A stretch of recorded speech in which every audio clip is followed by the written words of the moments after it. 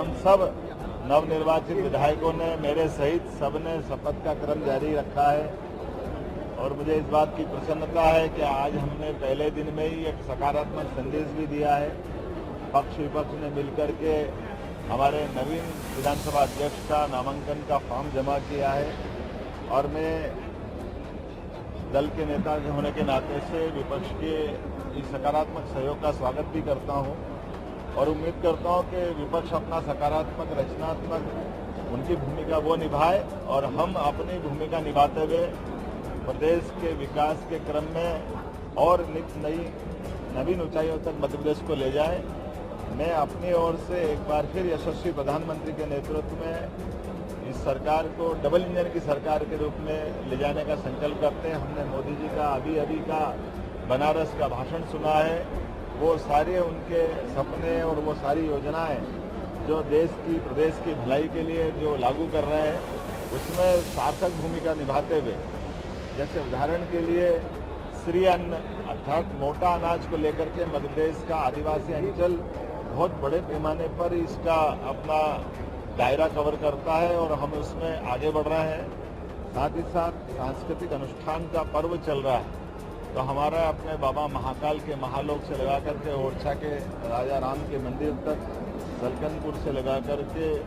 कटनी मैहर की माता जी तक सारे देवस्थानों को लेकर के हम रोड मैप बना रहे हैं। मैं कोशिश कर रहा हूं कि हमारा ये प्रशासन का विकेंद्रीकरण भी हो, अर्थात हमारी जिले की जिला कलेक्टर इकाई, संभाग के संभाग डिविजनल इकाई ये और अंत में प्रदेश इकाई। तो ये जो हमारा अपना विकास के क्रम को नीचे तक उतारने का जो क्रम जारी है, मैं कोशिश कर रहा हूँ कि हमारे अपने सभी विधायक जो नवनिर्वाचित आए हैं या मंत्रिमंडल के मंत्रीगण का भी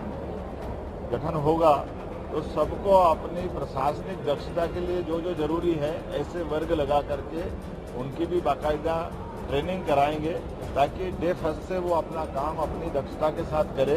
जो उनको उत्तरदायित्व मिला वो उसमें ठीक से काम करें। कल एक बैठक हुई थी दिल्ली में, आपकी बैठक के बाद मंत्रिमंडल को लेकर चर्चाएं चल रही, कब होगा ये मंत्रिमंडल? देखिए, मैं तो विकास के मामले में बात करने गया है, लेकिन ये बात भी सही है कि जब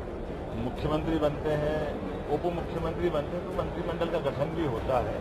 और उसमें हमारे अपने जो सिस्टम है, जो एक विचार विमर्श का प्लेटफॉर्म है, माननीय राष्ट्रीय अध्यक्ष जी और माननीय गृह मंत्री जी अन्य जो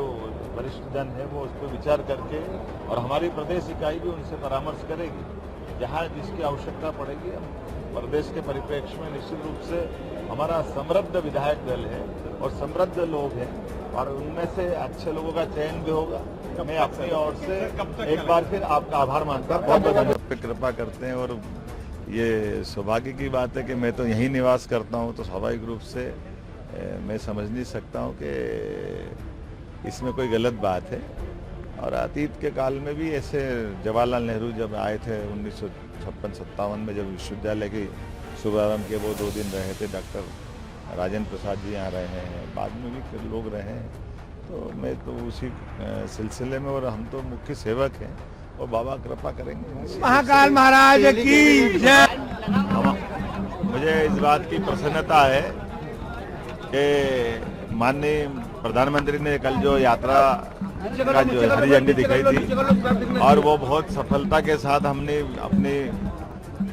विकसित भारत संकल्प यात्रा का शुभारंभ हुआ है। आज इससे हमने अपने संभाग की प्रशासनिक दृष्टि से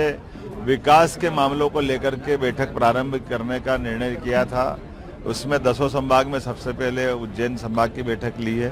जिसमें सभी माननीय सांसद और विधायकों को आमंत्रित किया था